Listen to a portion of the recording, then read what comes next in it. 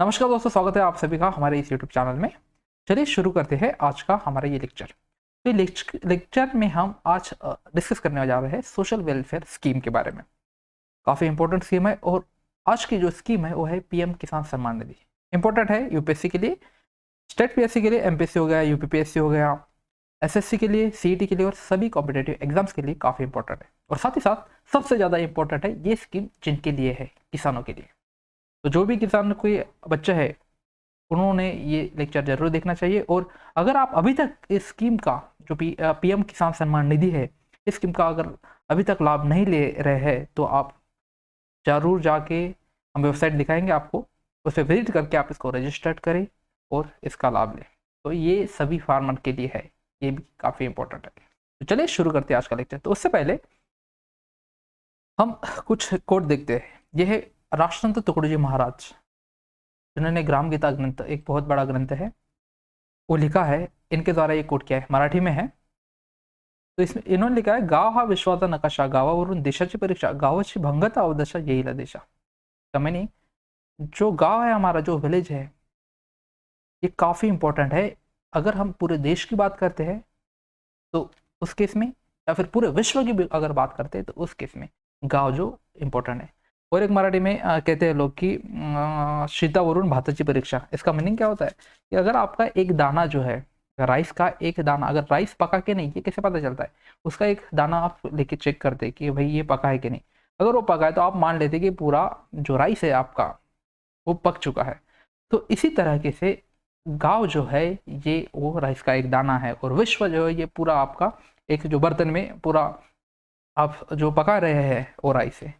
तो उसी तरीके से आप गाँव को कंसिडर कर सकते हैं कि अगर आपका हर एक गाँव, अपने देश का हर एक गाँव अगर डेवलप हो रहा है या फिर डेवलपिंग स्टेट में है, तो उसी तरीके से अपना फिर देश भी डेवलप होगा और साथ ही साथ विश्व डेवलप तो होगा ही होगा।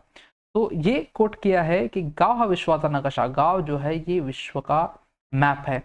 गावावरून देशाची परीक्षा, अगर आप कोई देश देखते हैं तो उसका गांव कैसा है ये पहले देखना चाहिए।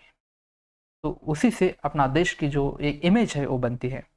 अगर गांव ही अगर भंगता, मतलब क्या है, गांव का अगर डिग्रेडेशन हो गया, गांव ही खत्म हो गया, तो क्या होगा? देश भी खत्म होने में ज़्यादा टाइम नहीं लगा। तो यही दिशा है। इसका मतलब आपका अगर गांव अच्छा है तो आपका देश भी अच्छा रहेगा। तो ये भाई गांव की बात क्यों कर रहा है? तो ये फार्मर्स की बात आज हम करने जा रहे हैं, जिसमें पीएम किसान योजना है। ठीक है, तो किसान अगर है, कहाँ पे रहता है? ये तो ज़्यादातर गांव में ही है। तो गांव की जो इकोनॉमी है वो डेवलप कब होगी? अगर वहाँ पे खेती डेवलप होगी। तो हमारी जो इकोनॉमी है, एग्रीकल्चर, इंडियन या एग्रीकल्चर जो है वो काफ़ी रिस्पॉन्सिबल है हमारी इकोनॉमी के लिए। तो ये भी इम्पोर्टेंट है। तो ये हम क्यों पढ़ रहे हैं भाई? हम तो स्टूडेंट है, हमको इस योजना से क्या लेना देना? आपको इस योजना की फैक्चुअल इंफॉर्मेशन तो होनी चाहिए। और साथ ही साथ जो इसके मतलब जो लोग इससे प्रभावित होंगे, जिनके लिए ये योजना है, उन तक इसकी इंफॉर्मेशन पहुंचना बहुत ही ज़रूरी है। तो ये भी एक कोट है, इसका हम लास्ट में एक्सप्लेनेशन देंगे। तो ये पढ़ लेते हैं। शिक्षणाचा द्यावा उपयोग, करुणी प्रचार आणि प्रयोग, तेव्हा ते स्वतःची बनती रोग समाजाचा योजना। आपके पास एजुकेशन बहुत सारा है लेकिन आप उसको इम्प्लीमेंट नहीं कर पा रहे हो। आपको योजना के बारे में पता है लेकिन आप जिस तक ये योजना पहुंचनी चाहिए उस तक आप पहुंचा नहीं पा रहे। तो आपका जो एजुकेशन है वो किसी काम का नहीं है। क्या बनेगा? ये रोग बनेगा समाज के लिए। तो इसीलिए इसका प्रचार करना है और प्रयोग भी आपको जरूर करना है इस योजना का। चलिए शुरू करते हैं आज का ये लेक्चर। पूरे फैक्चुअल जानकारी हम दे लेंगे और कौन सी योजना है वो भी हम देखने वाले हैं। तो चलिए पहले देख लेते हैं various agriculture scheme in India. अलग अलग गवर्नमेंट सरकार जो है ये अलग अलग योजना फार्मर्स के लिए चलाती है। तो इसमें योजना है प्रधानमंत्री कृषि सिंचाई योजना, ई नाम योजना है, सॉइल हेल्थ कार्ड है, प्रधानमंत्री फसल बीमा योजना है, आत्मा है,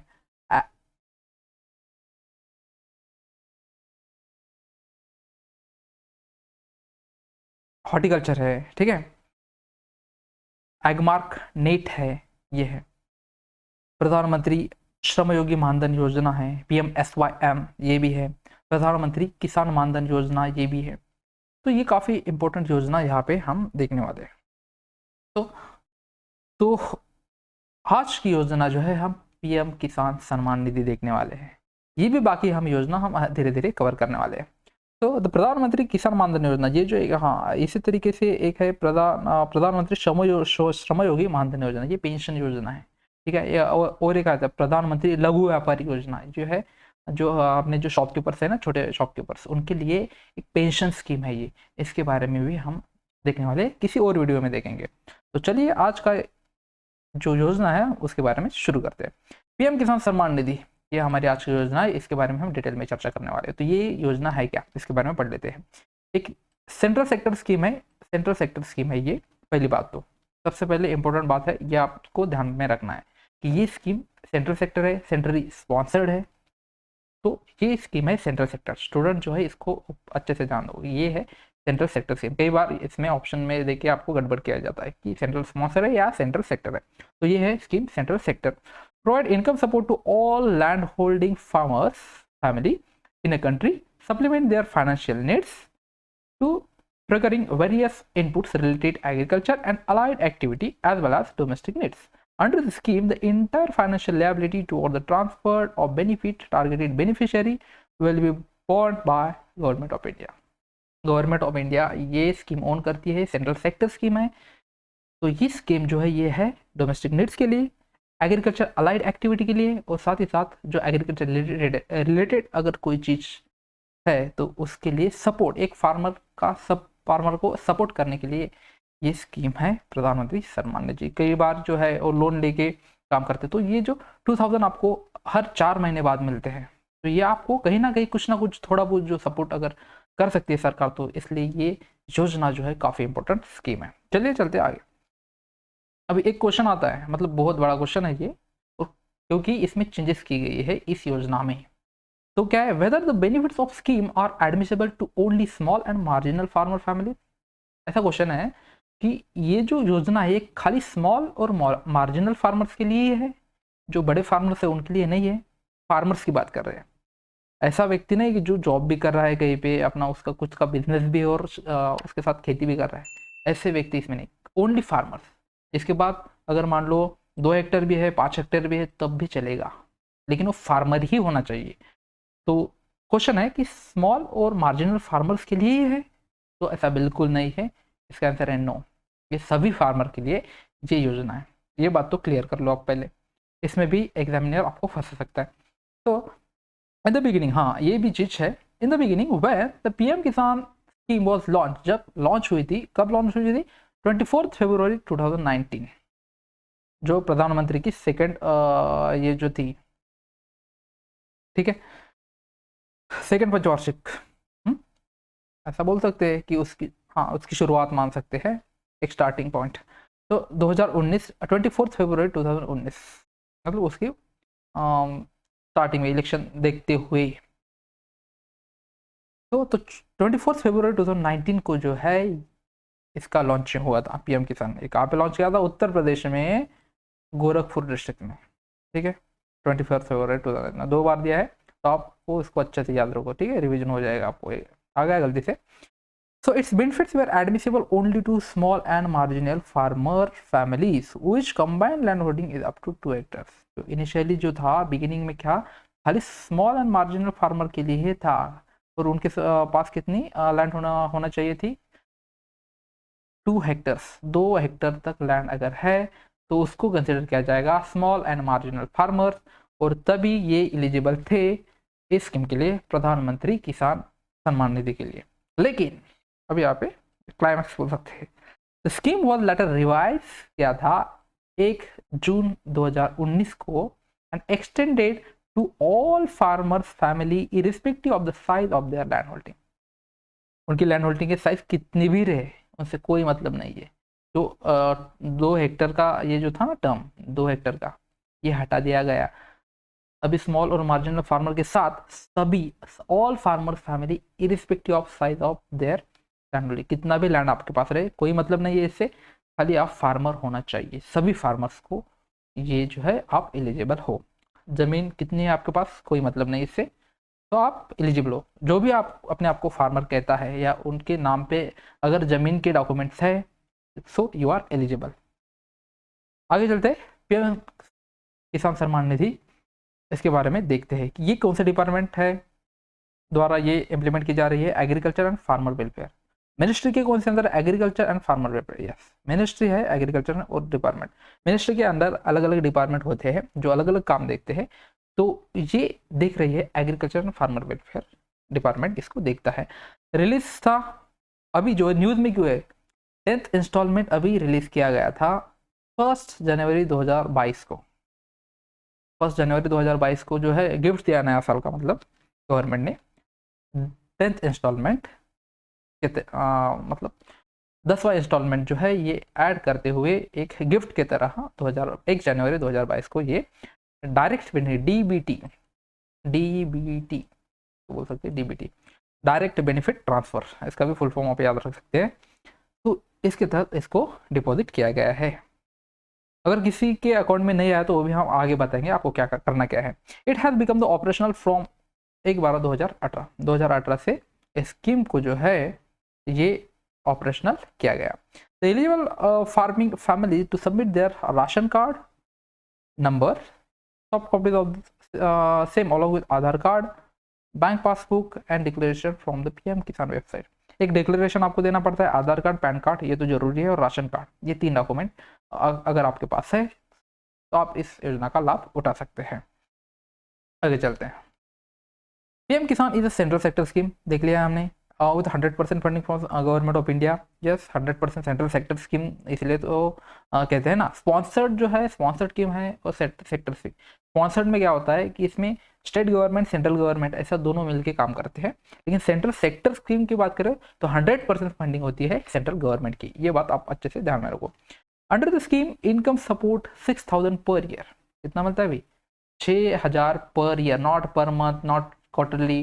ये कब मिलता है? 6000 per year in 3 equal installment will be provided all land holding farmers family. ये जो है सभी लैंड होल्डिंग, जिसके पास लैंड है, हम पहले ही बता चुके हैं, जिसके पास लैंड है, जो फार्मर है, उनको 3 इक्वल इंस्टॉलमेंट मिला। तो 6000 आपको साल के मिल रहे हैं, तो उसको अगर 3 डिवाइडेड किया तो आपको कितना? 2000 मिलेगा हर क्वार्टर में, हर 4 महीने बाद आपको 2000 रुपये आपके अकाउंट में डिपॉजिट हो गए। कौन से महीने हो गए ये भी आप ध्यान में रखो, ना तो बैंक मैनेजर को आप तकलीफ देंगे, ठीक है।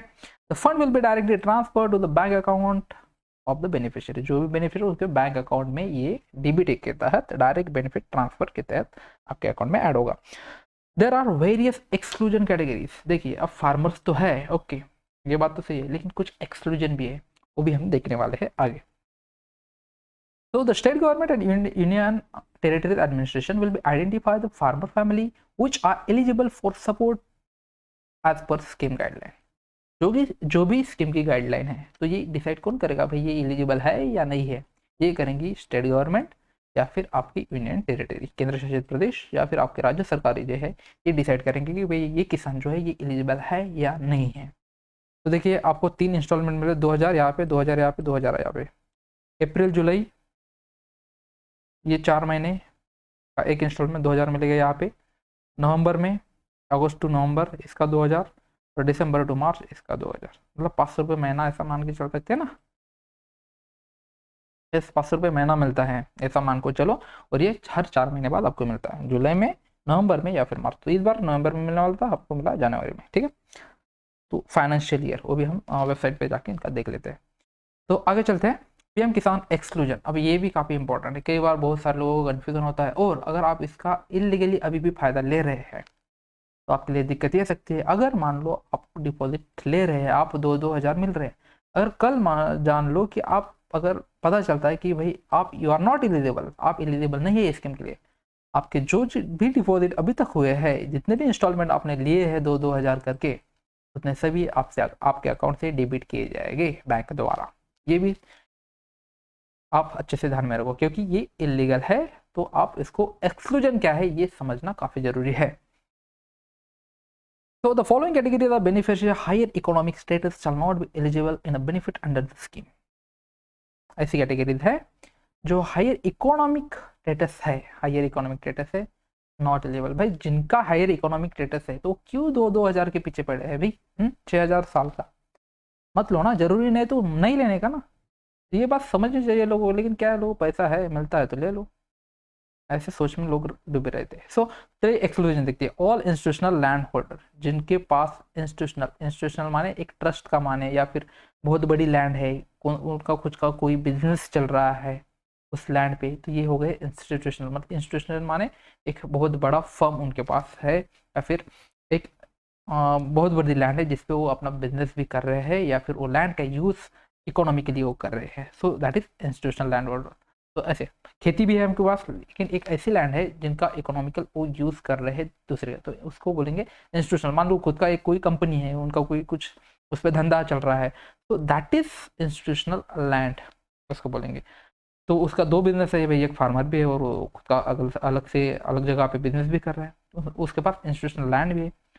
तो यू आर नॉट एलिजिबल। खाली आप फार्मर ही होना चाहिए, लैंड कितना है आपके पास कोई फर्क नहीं, इंस्टीट्यूशनल लैंड नहीं होना चाहिए, कोई अलग अलग बिजनेस आपका नहीं होना चाहिए, ये बात है। ठीक है, यू आर नॉट एलिजिबल अगर आपके पास इंस्टीट्यूशनल लैंड है, तो कोई अलग आपका बिजनेस है तो। ठीक है, the farmer family which belong to one or more of the following categories. हाँ, ये तो एक पहला पॉइंट हो गया, और आगे के पॉइंट आगे देखते हैं। So the former and the present holder of constitutional post. Constitutional संवैधानिक पोस्ट पे नहीं होना चाहिए। कोई गवर्नमेंट पोस्ट पे अगर है और फार्मिंग भी कर रहा है, मान लो कोई टीचर है और फार्मिंग भी कर रहा है, तो यू आर नॉट एलिजिबल। ये जाना, तो कॉन्स्टिट्यूशनल पोस्ट होना नहीं चाहिए। मान लो आप अगर कोई कॉन्स्टिट्यूशनल पोस्ट है, मान लो कोर्ट के जज है कहीं पे, या फिर और कोई, अगर मान लो आप एमएलए है, एमपी है, तो ये भी चीज़ एक कॉन्स्टिट्यूशनल पोस्ट जो है गवर्नमेंट पोस्ट मान सकते हैं, सीधा सीधा सिंपल मीनिंग। तो आप यू आर नॉट एलिजिबल। तो former and present ministries, state ministries, former and present member of Lok Sabha और Rajya Sabha, legislative assembly, state legislative assembly council, former and present mayor municipal corporation and the present chairperson of district panchayat. अगर आप कोई पंचायत के, district panchayat अगर मान लो जिला परिषद में है, या आप या फिर राज्यसभा के, लोकसभा के, या फिर आपके लेजिस्लेटिव असेंबली के, मतलब जो आपकी विधानसभा है, विधान परिषद है, इनके अगर आप मेंबर है, या फिर आप एमएलए रह चुके हैं, या फिर एमएलए है, यू आर नॉट एलिजिबल। फिर जरूरी क्या है भाई इनको, बिल्कुल जरूरी नहीं है।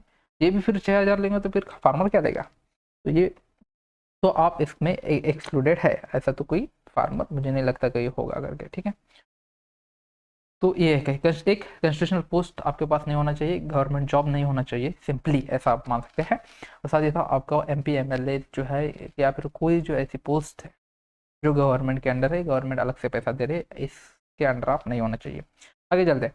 ऑल सर्विंग और retired officer and employ of central state government ministry offices department and ईस्ट field unit central and state ESC attach office autonomous institution government as well as employment of the local bodies. तो भाई ये की वही बात हो गया, government employ नहीं होना चाहिए, सिंपल इसका मीनिंग है। Okay, excluded the multitasking force.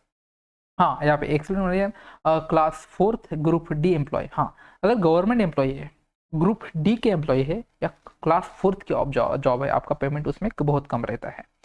Multitasking staff जिसको बोलते हैं। ठीक है, ग्रुप 4th में या ग्रुप डी के मान लो चपरासी है, तब आप इसको एलिजिबल हो सकते हैं। ठीक है, तो ये एक्सक्लूड किया गया है। वो डिसाइड कौन करेंगे, राज्य सरकार डिसाइड करेंगे। ये भी काफी इंपॉर्टेंट है। आगे चलते हैं।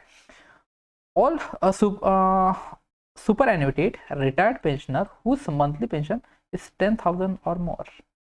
ऐसे सभी पेंशनर जो रिटायर्ड हो चुके हैं, अभी खेती कर रहे हैं, भाई रिटायर हो गया अब मैं खेती करूंगा ऐसे लेकिन अगर उनको मान लो पेंशन अगर ज़्यादा है, 10,000 से आगे है, तो वो एलिजिबल नहीं है इस स्कीम के अंडर, क्योंकि उनको ऑलरेडी सुपर एनुएशन मिल रहा है, भाई पेंशन मिल रहा है 10,000 के आगे, उनको जरूरी नहीं है। Excluding multitasking. हाँ, अगेन यहाँ पे सेम, जिनका पेमेंट कम है, जो क्लास 4th या ग्रुप डी में आते हैं, उनको यहाँ से एक्सक्लूड किया गया है। तो ये जो है ये एलिजिबल है। ठीक है, लेकिन 10,000 से आगे अगर आपका पेंशन है, सुपर एनुएशन मिल रहा है, तो आप not, you are not eligible. हाँ, अगर ग्रुप 4th है तो आप एलिजिबल है इस स्कीम के लिए। All person hood paid income tax last assessment. अगर भाई जो इनकम टैक्स पे कौन करता है, ये तो 5 लाख का स्लैब है। ठीक है, जब 5 लाख आपका इनकम ईयरली है, तो आप 6,000 लेके करोगे क्या, क्या पता। तो आप एक्सक्लूडेड है। अगर आप इनकम टैक्स जो है ये पेड करते हो, आपके सैलरी से कटता है, या फिर कहीं पे आप इनकम अगर ज़्यादा है तो आप इनकम टैक्स पे करना बहुत ज़रूरी है। तो अगर आप ये चीज़ करते हैं तो you are not eligible. The professional life doctor, अगर डॉक्टर है, तो भाई फार्मर तो फार्मर होता है ना, डॉक्टर तो नहीं होता। हाँ, डॉक्टर फार्मिंग कर सकता है लेकिन इस स्कीम का लाभ नहीं ले सकता। इंजीनियर है, कई इंजीनियर ऐसे हैं तो करते हैं, खेती भी करते हैं, लॉयर है, चार्टर्ड अकाउंटेंट है, आर्किटेक्ट है रजिस्टर्ड, प्रोफेशनल बॉडीज है, carried out of profession by the underlying the practices. अच्छा क्या डॉक्टर इंजीनियर मतलब जो अच्छा हाई पोजीशन पे है, जॉब है, जो इनकम टैक्स तो पे करते हैं, लॉयर भी करते हैं, चार्टर्ड अकाउंट, इंजीनियर, डॉक्टर, तो जो अच्छे खासे जिनका पेमेंट है वो तो इनकम टैक्स पे करते, तो वैसे वो यहाँ से बाहर हो चुके हैं इस स्कीम से, वो इस स्कीम का लाभ नहीं ले सकते, फार्मिंग कर सकते हैं। तो अभी हम ये जो है www.pmkisan.government.in इस पे हम थोड़ा विजिट करेंगे। चलिए देखते हैं, थोड़ा विजिट करते हैं इस तो सबसे पहले आपको यहाँ पे जाना है पीएम किसान, यहाँ पे पीएम किसान आप डाल दो, ठीक है।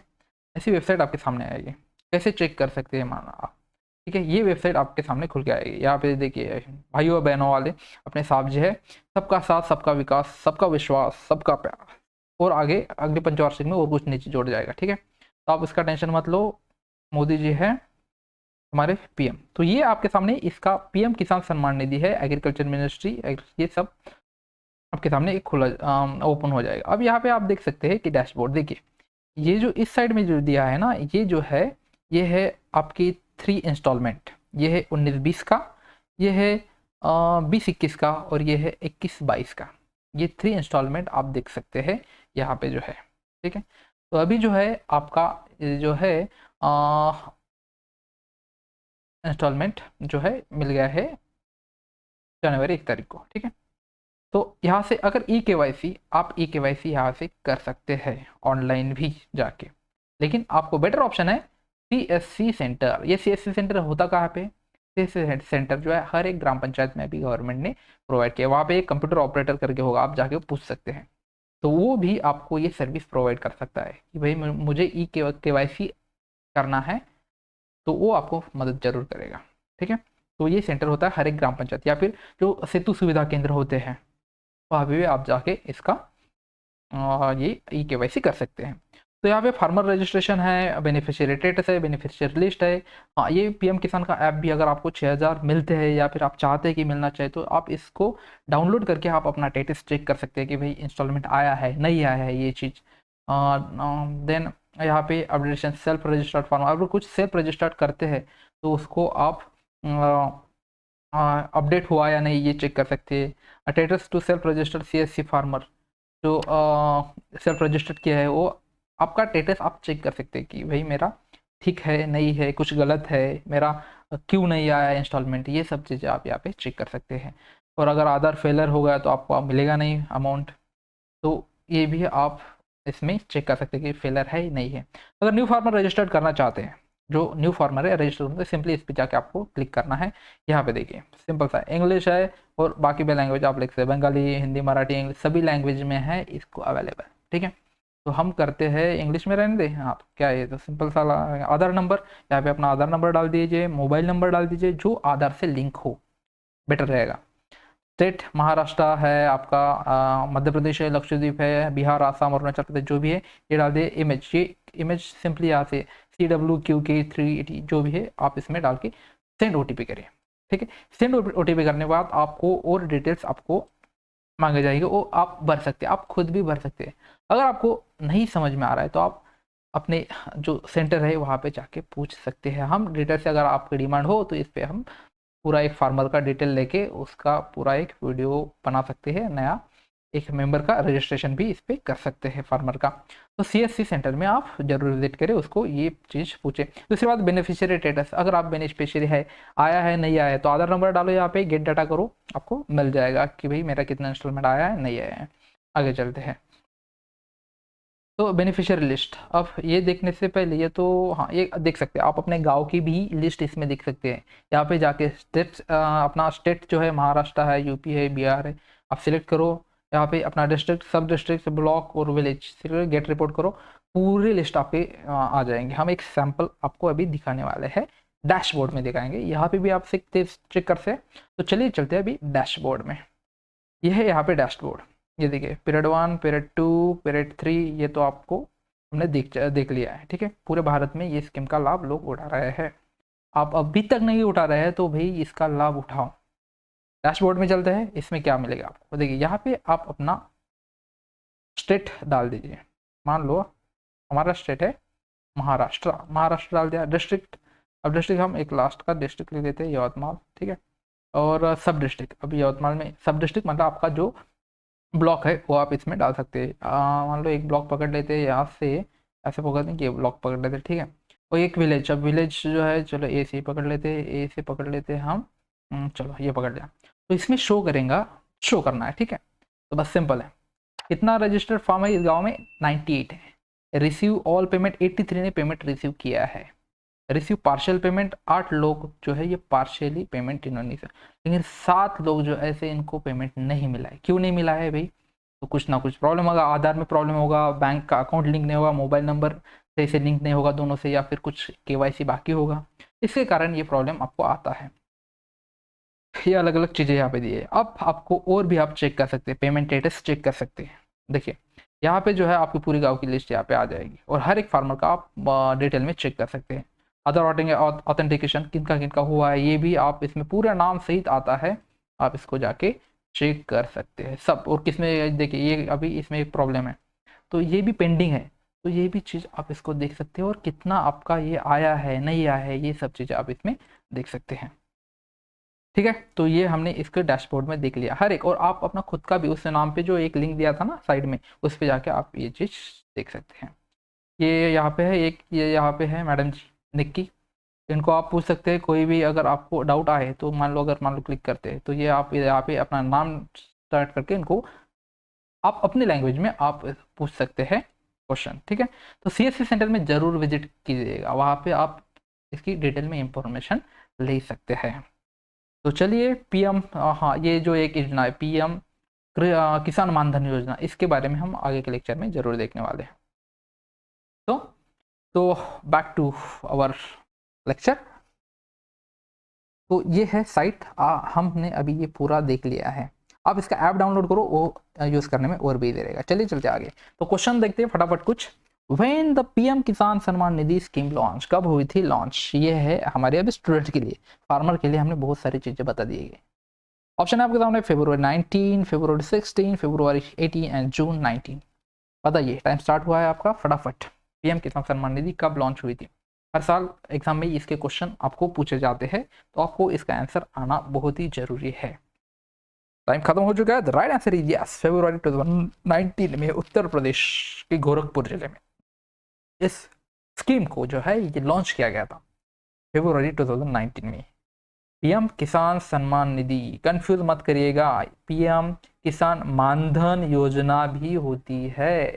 तो मानधन योजना अलग, सम्मान निधि, सम्मान माने आपको हर 4 महीने बाद आपका सम्मान 2000 रुपये से किया जाता है, तो ये सम्मान निधि ऐसा करके आप याद रख सकते हैं। मानधन योजना जो है ये एक पेंशन स्कीम है, ये अलग योजना है। हम अगले लेक्चर में जरूर इसको देखने वाले, और कैसे आप उसका लाभ ले सकते हैं ये भी हम देखने वाले। तो चैनल को लाइक करना बनता है इस बात पे। आगे चलते हैं। नेक्स्ट क्वेश्चन है, हु कैन अप्लाई किसान सम्मान निधि, कौन से व्यक्ति है जो किसान सम्मान निधि को अप्लाई कर सकते हैं। ऑप्शन है आपके सामने, all farmer family irrespective of the size of their land holdings, small and marginal farmer only, all person who paid income tax, or farmer land holding up to 2 hectare. बताइए time start हो चुका है आपका। I hope आपने अगर lecture अच्छे से देख लिया है तो आपको इसके बारे में क्लियर हो चुका होगा कि भाई कौन है ऐसे लोग जो अप्लाई कर सकते हैं। So the right answer is, अब पता है, देखिए the farmer land holding up to 2 hectares ये था, पहले था, लेकिन उसको चेंज करके इन्होंने बता कि भाई 2 हेक्टर की ऐसा कोई जरूरत नहीं, फार्मर तो फार्मर होता है, 2 हेक्टर करे या 10 हेक्टर करे उसको भाई 6000 मिलने चाहिए पर ईयर। तो ये जो है ये हटाई गई बाद में, पहले थी ये कंडीशन थी। All person who paid income tax, जो इनकम टैक्स वो तो बिल्कुल ही नहीं है। और स्मॉल एंड मार्जिन, ये जो 2 चीज़ थी, स्मॉल एंड मार्जिन, हाँ farmer land holding up to 2 hectares, ये पहली कंडीशन थी। मतलब 2 हेक्टर से कम अगर आपके पास जमीन है तो आप स्मॉल और मार्जिनल फार्मर माने जाएंगे, तो आप इस स्कीम के लिए पहले एलिजिबल थे। मतलब वही लोग एलिजिबल थे जिनके पास 2 हेक्टर है, तो वो स्मॉल एंड मार्जिनल फार्मर है, तो आप इस स्कीम के लिए अप्लाई कर सकते थे। सभी फार्मर नहीं थे, लेकिन बाद में इसको मॉडिफाई करके क्या किया गया, रिवाइज करके all farmer family irrespective of their size and there land holding, तो राइट आंसर इज यस, सभी फार्मर इसके लिए एलिजिबल है। उनके पास कितना भी लैंड रहे वो एलिजिबल है इस स्कीम के लिए। हाँ, खाली वो इंस्टीट्यूशनल लैंड होल्डर नहीं होना चाहिए, या फिर उनका इनकम टैक्स नहीं कटना होना चाहिए, गवर्नमेंट सर्वेंट नहीं होना चाहिए। ये चीज़ें इंपॉर्टेंट है। अगर है तो भाई अभी आप इस स्कीम का लाभ उठाना बंद कर दो, नहीं तो जो भी आप लेंगे वो गवर्नमेंट अपने आप वापस ले लेगा। चलिए चलते हैं अगला question. What is the meaning of FTO? जैसे डीबीटी का फुल फॉर्म बता चुका है, डीबीटी डायरेक्ट बेनिफिट ट्रांसफर। जो इसका मतलब क्या हुआ कि भाई जो भी आपको अमाउंट मिलता है ये सीधा आपके बैंक अकाउंट में जमा हो जाता है, that is DBT, direct benefit transfer. तो अब बताइए एफटीओ का फुल फॉर्म क्या है? ठीक है, एफटीओ मीनिंग क्या है? Meaning of FTO is generated, FTO generate हुआ, एफटीओ जनरेट कई बार न्यूज में देखते हैं आप, तो एफटीओ का फुल फॉर्म, ये एसएससी में ऐसे क्वेश्चन पूछ सकते हैं। ऑप्शन है आपके सामने, fund transfer ordinance, farmers transaction operation, या फिर फंड ट्रांसफर ऑर्डर, या फिर none of the above. Time start हुआ है आपका, बताइए। लेक्चर में ये हमने कवर नहीं किया था, लेकिन ये न्यूज़ में हर बार आता है, इसलिए हमने ये क्वेश्चन में कवर करना ठीक समझा। तो the right answer is yes, fund transfer order. जब भी कोई मतलब अनाउंसमेंट हमारे गवर्नमेंट करते हैं कि भाई एफटीओ आपका जनरेटेड हो चुका है, इसका मतलब फंड गवर्नमेंट द्वारा रिलीज किया गया है, लेकिन आपके अकाउंट में आने को जिसका थोड़ा समय लग सकता है। बैंक जो है वो बैंक के हिसाब से आपको कम ज़्यादा वो आगे पीछे आ सकता है, लेकिन एक बार जनरेट किया मतलब गवर्नमेंट ने फंड रिलीज किया है, तो फंड ट्रांसफर ऑर्डर दे चुकी है गवर्नमेंट, तो that is FTO, fund transfer order. Next question, under which ministry PM किसान सम्मान निधि कम्स? ऑप्शन है minister of textile, minister of fisheries, minister of agriculture and farmer welfare, minister of culture. Minister of textile नहीं है, fisheries नहीं है, culture नहीं है, तो yes agriculture की बात चल रही है, तो एग्रीकल्चर, सिंपल सा लॉजिक है। तो टाइम आपका स्टार्ट तो करेंगे, छोड़ दो। Answer right is agriculture and farmer welfare ministry and department of agriculture and farmer welfare के अंडर ये किसान सम्मान निधि योजना इंप्लीमेंट हो रही है, होती रहेगी, आई होप। आगे चलते हैं, next question, who is the minister of agriculture and farmer. ये भी चीज इंपॉर्टेंट है, ऐसे छोटे मोटे क्वेश्चन आपको स्टेट पीएससी में पूछे जाते हैं, बाकी तलाटी वलाटी जो भी एग्जाम्स रहते हैं ना छोटे मोटे, इसमें ऐसे पूछे जाते हैं कि भाई ये मिनिस्टर कौन है, वो मिनिस्टर कौन है। ऑप्शन है आपके सामने, नरेंद्र मोदी, कैलाश चौधरी, नरेंद्र सिंह तोमर, या फिर स्मृति ईरानी। टाइम स्टार्ट हुआ है आपका, बताइए फटाफट, इसमें कौन है agriculture and farmer welfare minister? यह है राइट से Narendra Singh Tomar is the correct one, yes that is Narendra Singh Tomar, ये जो है हमारे एग्रीकल्चर मिनिस्टर है। नरेंद्र मोदी जी, हाँ नरेंद्र मोदी जो है इनको की इसलिए लिया कि नरेंद्र सिंह के साथ जो है आपका कन्फ्यूजन बढ़ा है, इसलिए ठीक है, लेकिन आप अगर याद अच्छे से रखें तो कोई कन्फ्यूजन नहीं होगा आपको। आगे चलते हैं, हाँ तो यहाँ पे हमारा ये क्वेश्चन खत्म हो चुका है। पीएम किसान सम्मान निधि जो है ये स्कीम के हमारा ये स्कीम के बारे में हमने डिटेल में देखा है, ये साथ ही साथ साइड भी विजिट करके आपको दिखाया है। तो अब क्या करना क्या है आपको, तो ये तो हमने डिसाइड कर दिया कि भाई अगर गाँव है तो गाँव का डेवलपमेंट कब होगा, जब किसान का डेवलपमेंट होगा। अगर इनका ही डेवलपमेंट नहीं होगा, किसान भाइयों का डेवलपमेंट नहीं होगा, तब तक गांव का डेवलपमेंट नामुमकिन है। तो आपको करना क्या है, शिक्षणाचा ज्या उपयोग करूनी प्रचार आणि प्रयोग तव ते स्वतःची बनती रोग समाजाच्या जीवनी। क्या करना है, अगर आपके पास अगर आप स्टूडेंट है, आपके पास नॉलेज तो है, आप तो एग्जाम तो दे रहे हैं, कंप्यूटर एग्जाम्स या जो भी एग्जाम्स आप दे रहे हैं तो वो तो देते रहो, लेकिन साथ ही साथ अगर आपको भाई किसी स्कीम के बारे में पता है कि ये स्कीम इन लोगों के लिए काफ़ी इंपॉर्टेंट है, और ज़्यादातर जो फार्मर्स है हमारे देश में वो इलिटरेट है, उसका जो एजुकेशन है उतना हुआ नहीं है अभी भी। तो आपका काम क्या बनता है, आपके पास एजुकेशन है, आपको इस स्कीम के बारे में पता है, तो आपका काम है कि इसको हर एक फार्मर तक पहुंचाइए, हर एक फार्मर की फैमिली तक पहुंचाइए। तो वही शिक्षणाचा द्यावा उपयोग, आपके पास एजुकेशन है, आपके पास नॉलेज है, लेकिन वो किसी काम का नहीं, तो वो क्या बनेगा, रोग बनेगा पूरे समाज के लिए। तो इसलिए उसका प्रचार करो और उसका इम्प्लीमेंटेशन भी करो। अगर आप फार्मर है तो भाई इस योजना का लाभ जरूर लो। तो थैंक्स फॉर वॉचिंग, ऐसी और वीडियोस के लिए आप हमारा चैनल सब्सक्राइब कीजिए, सब्सक्राइब करना बिल्कुल मत भूलिए। और भी हम स्कीम अच्छी स्कीम आपके लिए लाते रहेंगे, उसका डेमो भी दिखाएंगे। और thanks for watching, live long, stay strong, stay healthy and wealthy, be happy, stay connected with us. Again, thanks for watching. Jai Hind, Jai Bharat.